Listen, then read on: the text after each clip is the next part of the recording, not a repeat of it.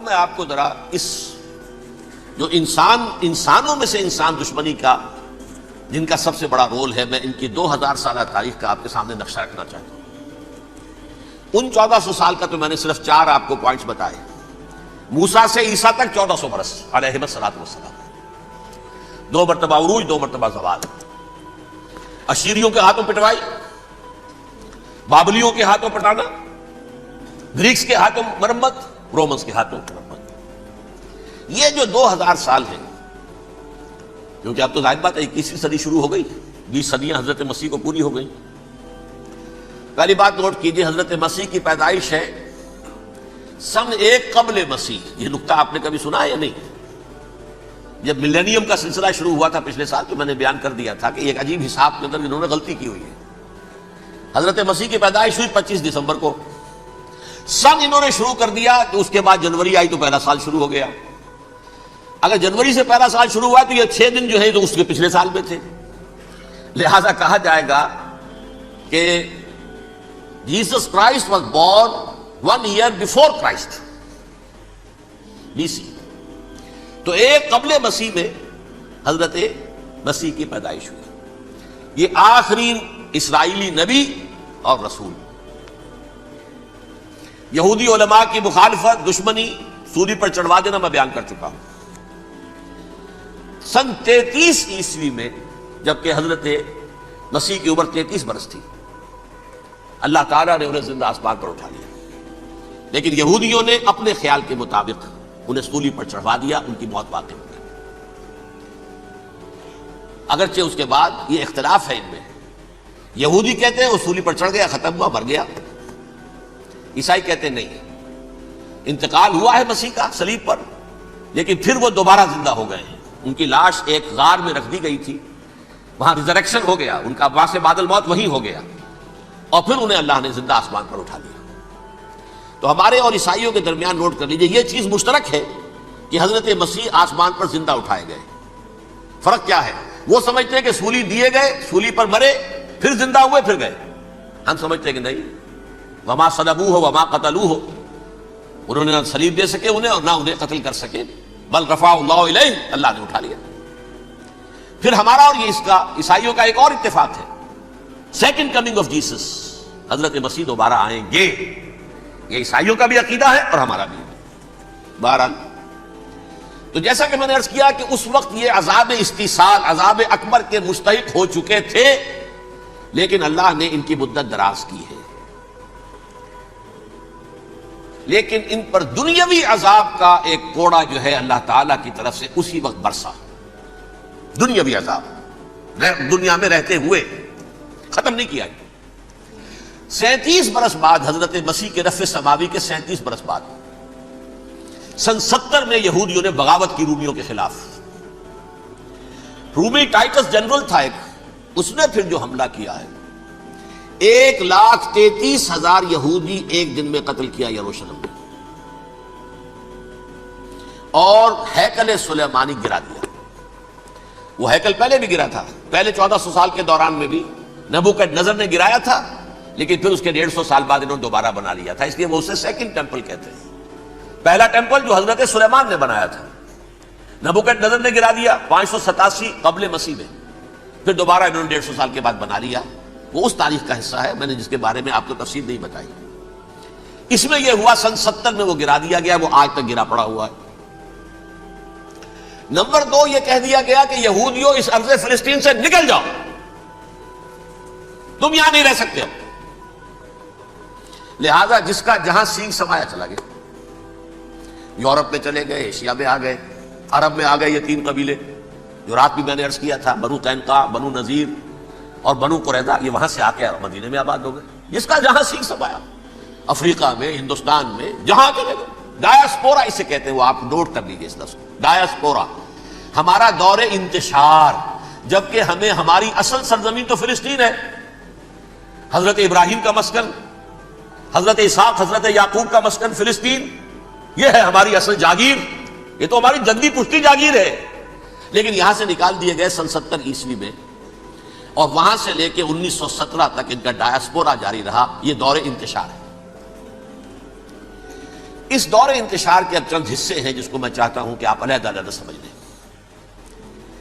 دور انتشار کا جو پہلا جو ہے تقریباً 300 برس رومی حکمران تھے.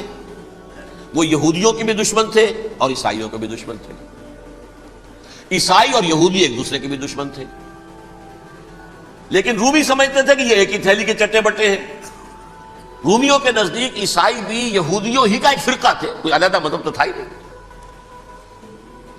لہذا رومی جو ہیں رومنز وہ ان دونوں کو ستاتے تھے, مارتے تھے, اور یہ آپس میں لڑتے تھے.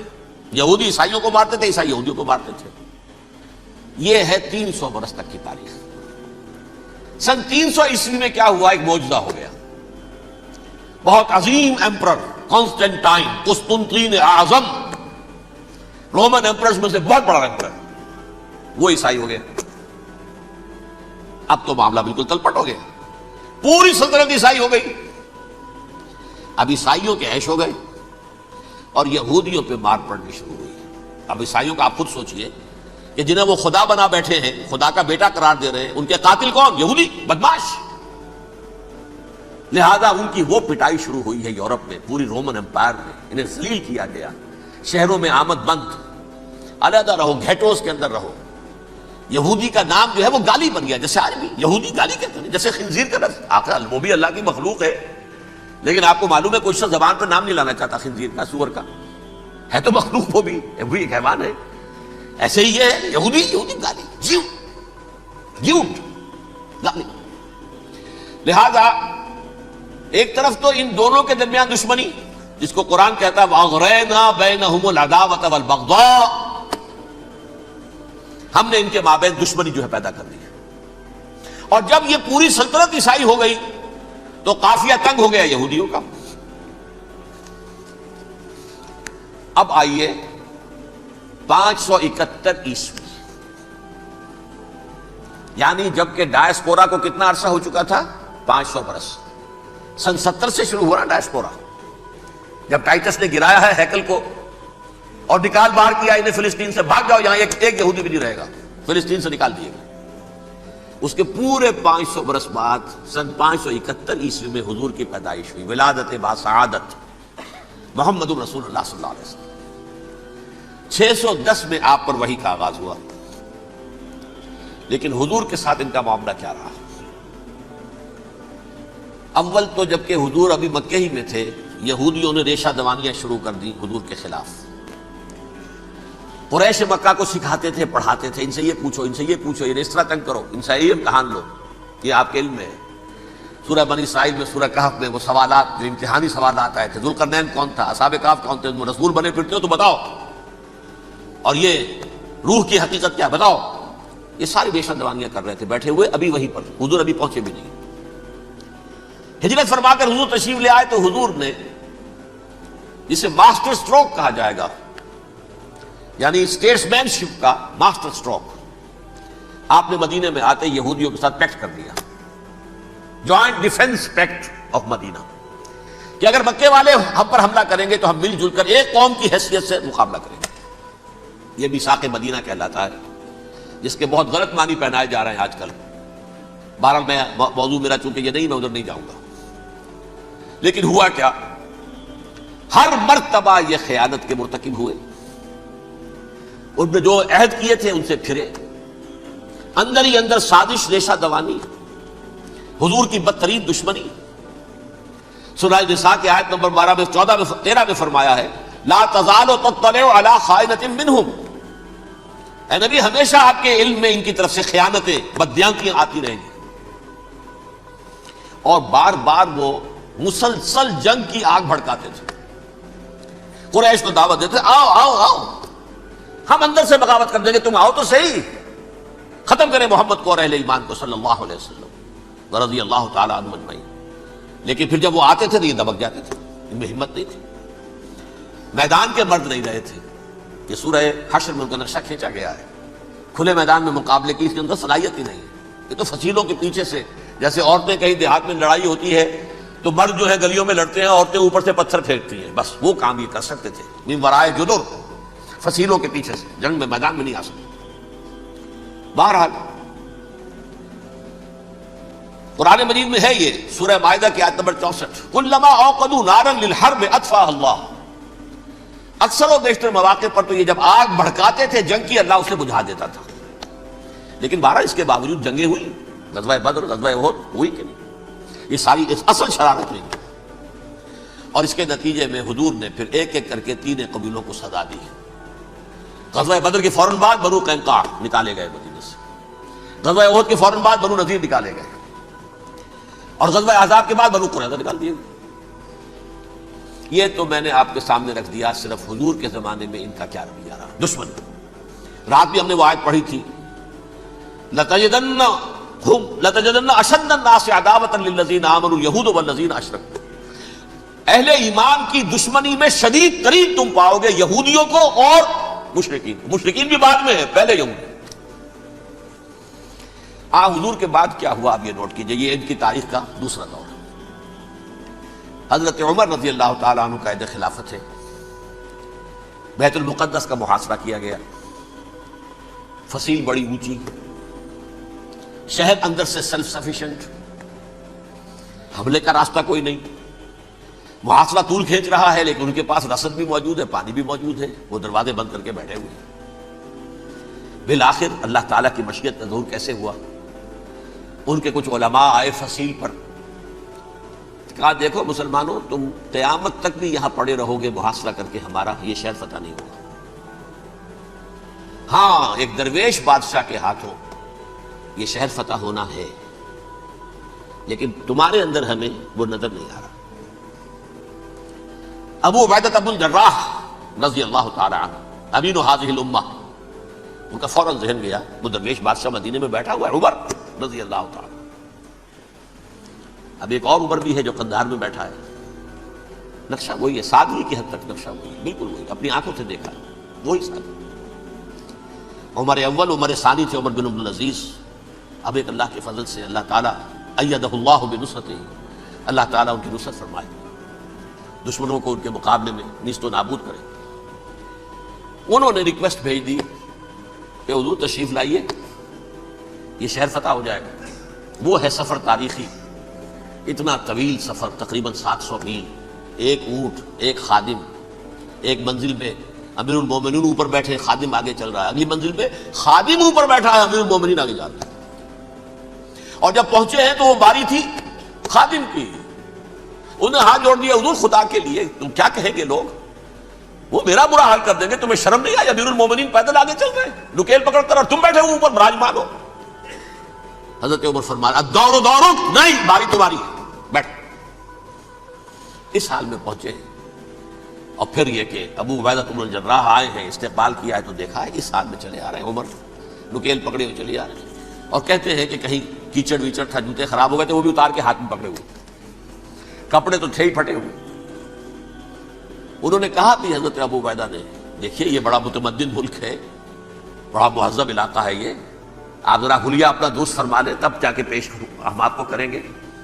آپ نے فرمایا نحن قوم اعزنا اللہ بالاسلام، ہم وہ قوم ہیں جنہیں اللہ نے عزت دی ہے اسلام کے ذریعے سے، کپڑوں کے ذریعے سے نہیں، دولت کے ذریعے سے نہیں. اسی حال میں گئے ہیں، اوپر سے انہوں نے کھڑے ہو کر نشانیاں دیکھی ہیں، اپنی کتابیں کھولی، ہاں یہ وہی ہے. اچھا لو جی سرنڈر، شہر تمہارے ہاتھ میں. خون کا ایک قطرہ نہیں بہا اور بیت المقدس فتح ہو. لیکن اس وقت حضرت عمر نے ایک نرمی یہ کی کہ یہودیوں کے لیے بھی اسے اوپن سٹی قرار دے دیا. یہ احسان عظیم حضرت عمر کا.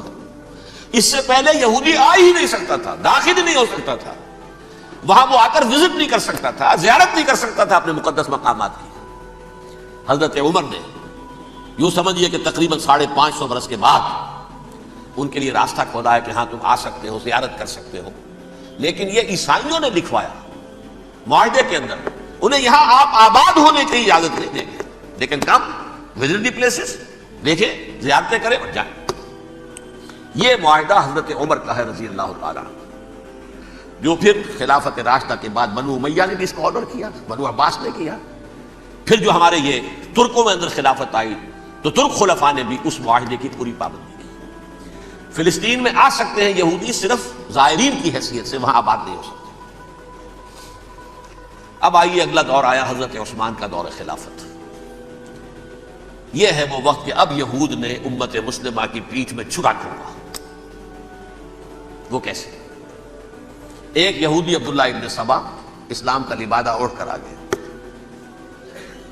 معاشرے کا جائزہ لے لیا، ان میں بنو ہاشم اور بنو امیہ میں جو پرانی کشاکش تھی اس کے کچھ نہ کچھ جراثیم باقی ہیں، اگر ان کو ذرا بھڑکا دے تو مسلمانوں میں انتشار پیدا ہوگا۔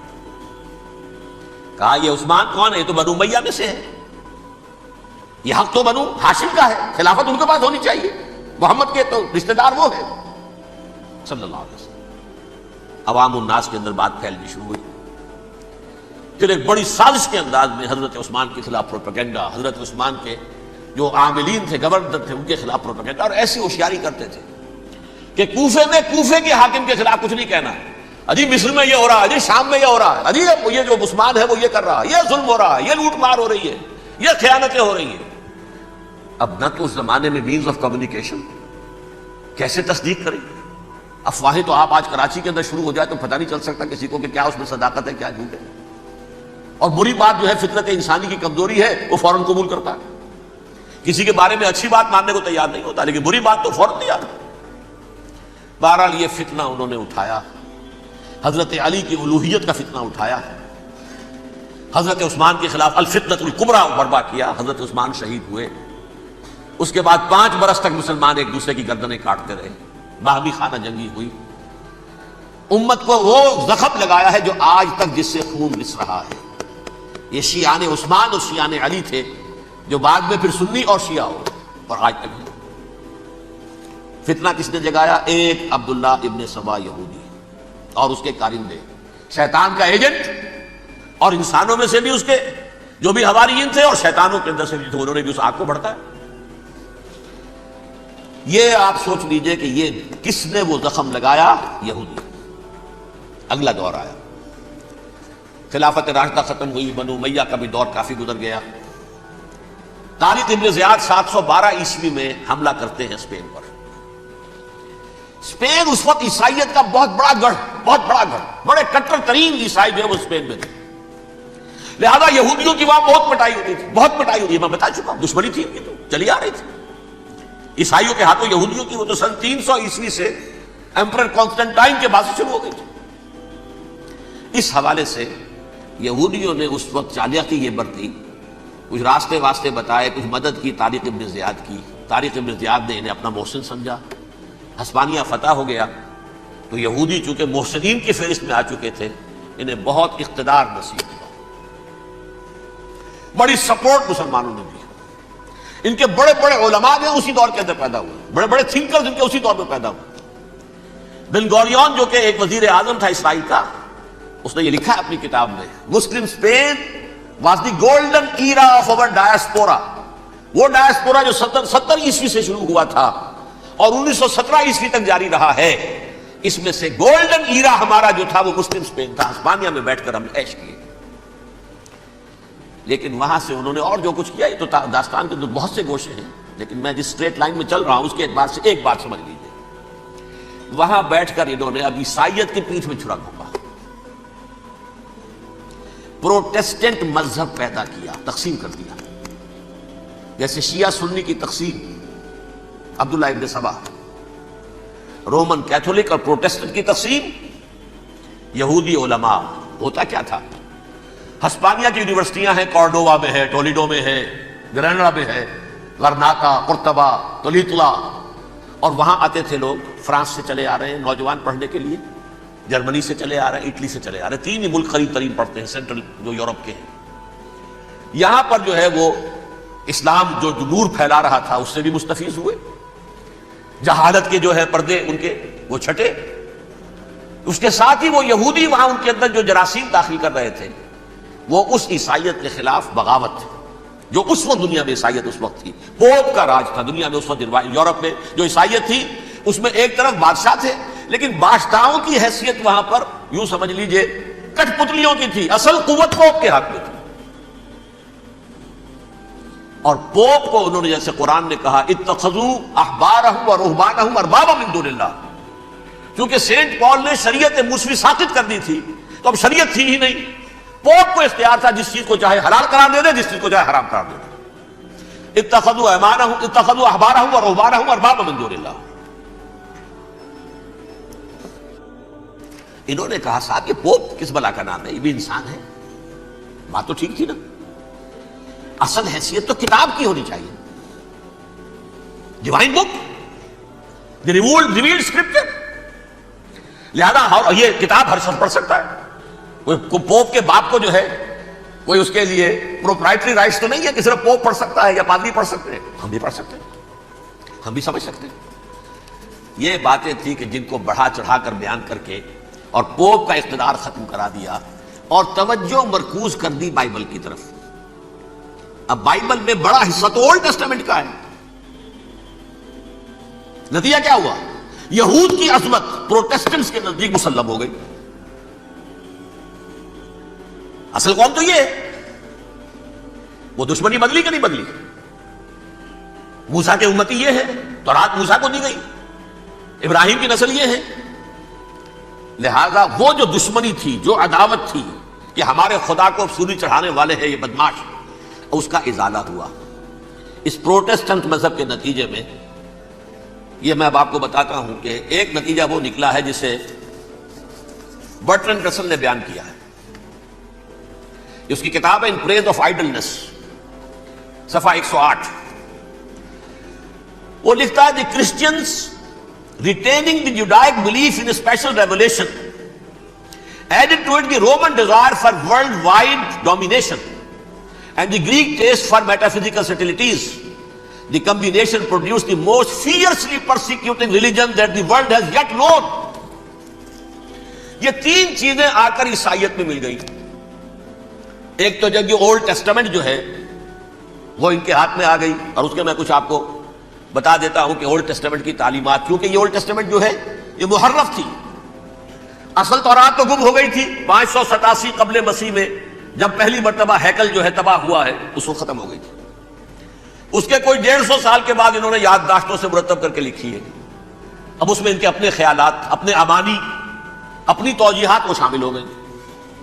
لہذا میں آپ کو حوالے دیتا ہوں، اس کتاب کے اندر مظالم کی جو تعلیم دی گئی ہے، اہل کتاب نے اپنے مظالم قتل عام کے جواز کے لیے تورات میں تبدیلیاں کی اور پیغمبروں پر دہشت ناکی اور بدترین حرام کاری کے الزامات لگائے۔ سنیے، پہلا حوالہ ہے یہ گنتی باب 31 آیات 17-18۔ اس لیے ان بچوں میں جتنے لڑکے ہیں سب کو مار ڈالو، اور جتنی عورتیں مرد کا منہ دیکھ چکی ہیں ان کو بھی قتل کر ڈالو، لیکن ان لڑکیوں کو جو مرد سے واقف نہیں اور اچھوتی ہیں اپنے لیے زندہ رکھو۔ یہ کسی اللہ کی کتاب کا یہ جملہ ہو سکتا ہے؟ کسی ریویل بک کا؟ اور سنیے، یہ ہے استثناء ڈیٹرانومی باب 20 آیت 16-18۔ پر ان قوموں کے شہروں میں جن کو خداوند تیرا خدا میراث کے طور پر تجھ کو دیتا ہے، کسی ذی نفس کو جیتا نہ بچا رکھنا، جیسا خداوند تیرے خدا نے تجھ کو حکم دیا بالکل نیست کر دینا۔ مرد، عورتیں، بچے، بوڑھے سب ختم۔ یہ کتاب مقدس ہے۔ اور سنیے، سیموئیل باب 27 آیت نمبر 9۔ اور داؤد نے اس سرزمین کو تباہ کر ڈالا اور عورت مرد کسی کو جیتا نہ چھوڑا۔ نمبر 4، ان سب آباد شہروں کو ماں، عورتوں اور بچوں کے بالکل نابود کر ڈالا۔ کتاب استثناء باب 3 آیت 6۔ یہ ہے جو کہہ رہا برٹرنڈ رسل، کرسچینٹی میں آ کر بھی یہ تین چیزیں شامل ہو گئی۔ ایک تو یہ باربیرین، یہ تعلیم جو ہے، اور یہ مذہب کے نام پہ تعلیم، یہ کتاب مقدس کی تعلیم۔ نمبر 2، رومنز کے اندر جو ایک تمنا تھی ورلڈ ڈومینیشن کی، وہ عیسائیت کے اندر آ گئی۔ اس لیے کہ پوری رومن امپائر جو ہے عیسائی ہو گئی، تو اسے وراثت کے اندر ورلڈ ڈومینیشن کی جو ایک تمنا تھی وہ مل گئی۔ اور پھر یہ کہ انہوں نے جو توہمات تھے یونانیوں کے، ان کو بھی اپنے ہاں مختلف شکلوں کے اندر جمع کر لیا۔ ان تین چیزوں کا the combination produced the most fiercely persecuting religion that the world has yet known. اس کے نتیجے میں دنیا میں تاریخ انسانیت کے اندر جو بدترین خونخوار ترین مذہب ہو سکتا ہے، وہ شکل عیسائیت نے اختیار کی۔ اور اس کا مظہر عتم کیا تھا؟ نوٹ کیجئے، صلیبی جنگیں۔ ایک بات ٹائم ٹیبل کے اعتبار سے نوٹ کر لیجیے گا، فرسٹ ملینیم ختم ہوا، سیکنڈ شروع ہوا. ان کے 1000 سال ختم ہوئے تو 11ویں صدی میں سیکنڈ ملینیم شروع ہوا، تو پہلی صلیبی جنگیں ہوئی، لاکھوں مسلمان قتل کیے. صرف یروشلم کے اندر اتنا خون بہایا ہے کہ خود ان کے ہسٹورینز لکھتے ہیں کہ جب ان صلیبیوں نے، جب گھوڑوں کے ساتھ وہ چل رہے تھے گلیوں میں، تو ان کے گھوڑوں کے گھٹنوں تک خون کی ندی بہ رہی تھی. جہاں سے گزرے ختم کرتے چلے گئے، آبادیاں کی آبادیاں ختم کرتے. اگرچہ اس کروسیڈ میں گیہوں کے ساتھ گھن بھی پسا، یہودی بھی بہت مارے گئے. یہ فرانس سے، جرمنی سے جب یہ کروسیڈرز آ رہے تھے، 3000 میل کا سفر طے کر کے آئے تھے. سوچئے تو صحیح، اربن ثانی پوپ جو تھا، آگ لگا دی تھی اس نے پورے یورپ کے اندر. شرم سے ڈوب مرو، تمہارے مقدس علاقے مسلمانوں کے ہاتھ میں، انفیڈلز، یہ کافر، یہ مرتد، یہ ملحد. مسیح جہاں پیدا ہوا، مسیح کو جہاں سولی دی گئی، وہ کہاں ہے؟ ان کے ہاتھ میں. وہ آگ لگائی ہے، 3000 میل کا فاصلہ طے کر کے یہ قومیں آئی ہیں، اور جو تباہی مچائی ہے. تاریخ انسانی میں ایسی بربریت کی کوئی مثال. اور یہ ان کے اپنے ہسٹورینز لکھتے ہیں، شرم کے مارے ایسے محسوس ہوتا ہے جیسے ان کی گردنیں جھکی جا رہی لکھتے ہیں. صلی اللہ علی محمد صلی اللہ